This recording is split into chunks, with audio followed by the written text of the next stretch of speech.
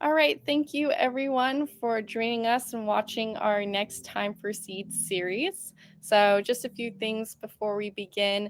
SEADLink is hosting this Time for Seed sessions once a month, so be on the lookout for any future events. But today we get to hear from the lovely Laura Malecki. So, thank you, Laura, for being here. Thank you so much for having me. So I would like to share today some really cool manipulatives that I like to use in the classroom and over the years with students for either SEL or items that students really like for fidgets and have maybe different opportunities to use throughout the year. So in my last presentation, I mentioned I kind of started off with like a Hoberman ball, and these are really great for breath work. So today I'd like to go through a few items that I like to use. I have quite a few, and some might be something you're familiar with, some might be brand new. So Hoberman ball is a classic and great for breathing with students, having them inhale, hold their breath, and then exhaling through the mouth as a Hoberman ball goes down. These can come in different sizes, anywhere from jumbo, medium, this would be a medium, to small. And in my classroom, students always have an opportunity to for books. So I wanted to share just a few of the books that I really enjoy using for SEL and moments for the students to possibly reflect. So a couple popular ones people might be familiar with would be like Positive Ninja is a classic. And another fun one that I enjoy is I Can Do Hard Things. And this says mindful affirmations for students. And I like how this one kind of has like a diverse cast and has some good positive messages that are spread throughout this book. One of my favorite authors that maybe would be a fun way to connect with SEL and maybe calming down, counting, or having a student having to search for something would be like a 3D pop up book. And my favorite author by far is David Carter. David Carter has a whole series of pop up books, and my students are always excited to see these and take a look. For example, 600 Black Spots will open up. Each page is three-dimensional, and each page will have a simple sentence with a rhyme, and then the students can count all the black spots they can find, with ultimately the last page being a five kaboom and 258 black spots.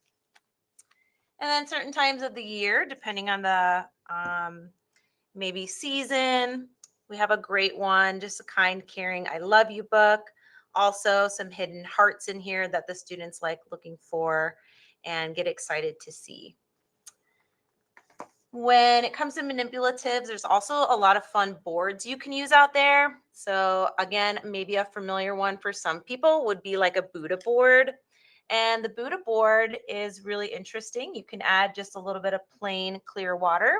And you also want a nice clean brush. And then a nice calming activity for students would be to draw on the Buddha board, or paint, sorry, with water. And then the Buddha board will actually dry, and it will dry clear. So this is something that can be used over and over again for students, and it is great if you have a little Zen room or a little like calm down area for your students. Then another popular item, we've probably seen these boards where students can put pressure. Maybe they need a little moment to relax, and you can move around the different oils. This one, you can use it with your hands, you can use it with your feet. And this product is also pretty not destructible. So literally kids can jump on this. This product is not going to break. It also comes in different fun shapes and sizes, good for all ages. Some of the newer boards that I have bought for my students, this is one that I found called Doodle Jams. And the Doodle Jams comes with a little tool, and you can manipulate the material to move around.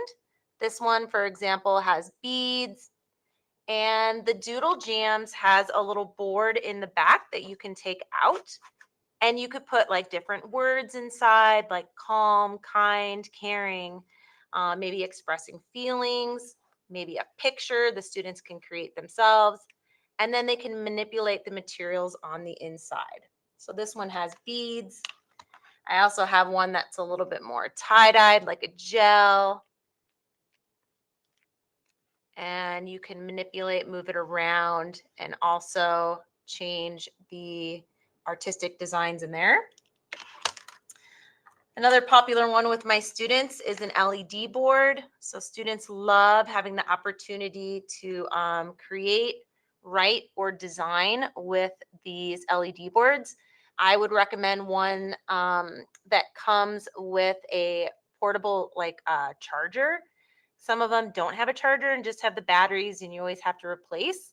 So with these, it has a little button you can clear at the bottom. Students can make a design or write words. So here I'm writing love, might be a little hard to see in the screen. And then you just clear it. One of the new ones I tried this year and my students went crazy for was a magnetic board. And it has all these little magnetic things that you can pop down. It's hard when you hold it up, I suppose. And they love just clicking them one by one. Is very relaxing and soothing, or they can make designs. And it comes with a little magnetic tool that you can one by one pop up the little magnetic balls. And then at the bottom, there's also a little place. It comes with a ton of little cards to make different words, letters, or designs. And in art or in any classroom, it's always fun too to give students a sense of like responsibility and having an opportunity in class to be like kind of seen as a leader and to set an example. So in the classroom, I have about 10 different jobs. One example of a job I might have on a board would be like a dojo checker. And that student might go around and give students the opportunity to show kindness, maybe helping another student, maybe showing precision. And I really like catching a student also in the act of maybe helping another student. And then our students in the classroom will get a chance to wear a lanyard, also has the picture on there. And then they get a job for the day. So I have about 10 of those. Fun little addition I never maybe thought about the first year of teaching and is a tradition that I keep now.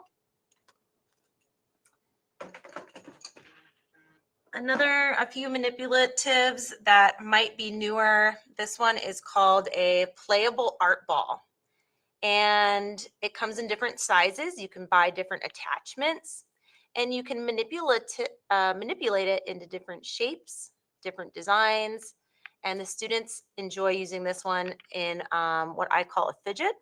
So sometimes when students are walking around, I'll have a basket of fidgets and I will go around and give it to students who maybe I notice need a little moment to, take a brain break, or maybe the students would like a chance to, if they're going a little too fast, to kind of take a break and then like refocus. These also can pop apart and then you can attach them to make different designs. Another item that might be familiar, we're all familiar with like squishy balls, like brains and things like that for fidgets. But I noticed my students also really like products that are like the jumbo squishies. So if you're doing an activity, maybe with math or maybe something with like practicing to take turns or rolling the dice, this is a great one called Giant Dice. And it is also a giant super foam squish. And the students get a real kick, always want a chance to try this one out. So instead of maybe something small, sometimes it's fun to do something different and have something a little larger. When it comes to squishy balls, I would say, right, and different fidgets of that nature, there's a really great company called Serenolite. And these ones are squishy. They come in different levels of I would say squish. And what I like about these is they have a really nice protective cover. So they're something that would last a long time. And then they usually come in a set of three with different strengths. So that's kind of a nice company. I've spent a couple years having all kinds of those squish balls and they break or they pop. So that's a good company where one's going to last a really long time. And the last two I want to share here would be when it comes to like manipulatives, this one's also really fun. And I noticed my students were interested in like the Rubik's cubes. So I tried like investigating what kind of things could I do with students that it isn't exactly a Rubik's cube, but kind of out of the box. So if you look online, you can find all kinds of these fun kind of Rubik's cubes, manipulatives, great for a brain break. And they come in all different styles and designs. Another popular one with my student would be like a maze ball. So, taking a moment and giving a student a chance to try something different that maybe they haven't seen as well can also be really successful. So, this one, giant maze ball, obviously starts on one side and you have to try to move it around the maze to try and find the hole. I learned once a long time ago from a music teacher the popularity of puppets. And I thought I would try something this year instead of puppets, maybe doing some really nice stuffed animals. So here at my school, we have like a Ron Clark house theme, and each house has a different pet. So this year, I decided to have a house pet, one for each house. So I took some time to find a really nice quality one. And one of the jobs students can have in the classroom is to have a buddy for the day or a house pet. And they get very excited to get the house pet. So, one example would be our house where we have our Mustangs. And if you look carefully online, you could find a lot of really nice stuffed animals that have like the little beans in them, or maybe they're squishy or can stretch. This one, the Mustang, the legs can actually move and go in different positions. So sometimes the students will hold them or put them next to their artwork when they're working. And having a house pet is kind of a fun out of the box idea as well. Another fun idea, I found this online, and he is a shark mixed with a hawk, and his little legs dangle. Notice he's also shaped like a football. So the students, sometimes at the end of class, if we have an extra minute or two, I'll do an SEL lesson about, working with friendships. How can we talk to each other, say kind, positive words? What kind of compliment could we give each other? So we call this one the compliment shark. And we can take turns thinking about a student. What compliment would we give them? And then we throw them the shark. They get to catch it, they get to hear the compliment, and then they get to take a chance to throw it to somebody else. So that's a popular little quick manipulative and activity. Another item I found this year that was of interest for some of the boys out there who got a lot of energy, and maybe you want students to focus on teamwork and working together one on one. And I found this really neat product, and let me see if I can find the box. It is called an inductive car. And the inductive car is magnetic. It has a special item at the bottom that will notice a magnetic pen. So one thing I tried this year was some students working together to maybe like build a city, and then they have to work through like um, where would the road go through the buildings. And then the pen is magnetic, and you can make a line, and then you turn on the car, and it will follow the line automatically. So that is a really cool, fun one, inexpensive to check out. And the students are really excited to create their own little lines and roads and take turns and think about how to work collaboratively, braces, collaboratively together with the magnetic tool and then the car. Okay. Some of the new items I just recently purchased, and this is a new one. It comes with a little book. This is called the Calm Ball. And I noticed one of my students was interested in like those magic 8 balls. And it kind of reminds me of when I was a student and having that magic 8 ball, and you'd ask questions. Well, this one's new. It's called the Calm Ball. And then on the inside of the Calm Ball will be different strategies that a student could say use if they were like upset or frustrated, or maybe just needed a moment to calm down. So they can shake the ball, turn it over, and it will give them an option of something to do. So, for example, I just shook it. The item came up. This one said breath work. And these are all things that you could talk about with the students ahead of time, on what each item is. It's also going to maybe share this one with I have a great counselor here at school that I really enjoy working with. Um, Next one I just shook said journal. And there's also a tiny little info book that comes with it on strategies either the student could read or you could read as a teacher and teach to the students.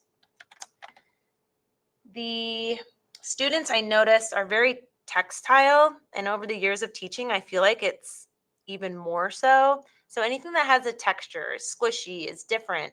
The magnetic board that likes the students like to pop it. Those just seem to be really popular items. So I found these really fun, soft, fuzzy marble mazes, and the marble mazes come in different designs based on maybe what students are interested in, like galaxy. This one, my students love tie dye. And then the students, if they need a moment for like maybe calmness or maybe a little center, if they finish early, manipulative, or fidget, they have to take a moment and find the marble inside of the maze and then try to work it all the way through one side to the other. Lastly, I just wanted to share when coming up with new ideas, I always like to present with my students in a fun way that will grab their attention. So, up in the front of my room, I have two of these mystery bags. And the mystery bags obviously have that popular, like that sequence that goes up and down. And when I introduce some of these new manipulatives or ideas to the students, I love to put it inside the mystery bag when I present. And when the students see that the mystery bag is full, then they get excited that they know something new is coming and being introduced to the classroom. So, for example, everything that I shared today, these are all things the students now already know how to use, and the students get excited to use when they have those little extra opportunities. Um, I also don't usually put everything out all at once. Some might be in centers, some might be like fidgets I'll pass out like halfway through art class. The only one that is pretty constant always would be the art jobs. So I hope you enjoyed a few new items or products, maybe something you've seen before and might want to bring back out, or something new to try. Yeah, I feel like listening everything you shared made me be like, I want to be in your classroom. This seems so much fun. um, so thank you so much for sharing with us today, Laura. And for those watching the recording, be sure to check out the community to find other events like this, and also start a conversation about which manipulative is your favorite or is your kid's favorite in your classes.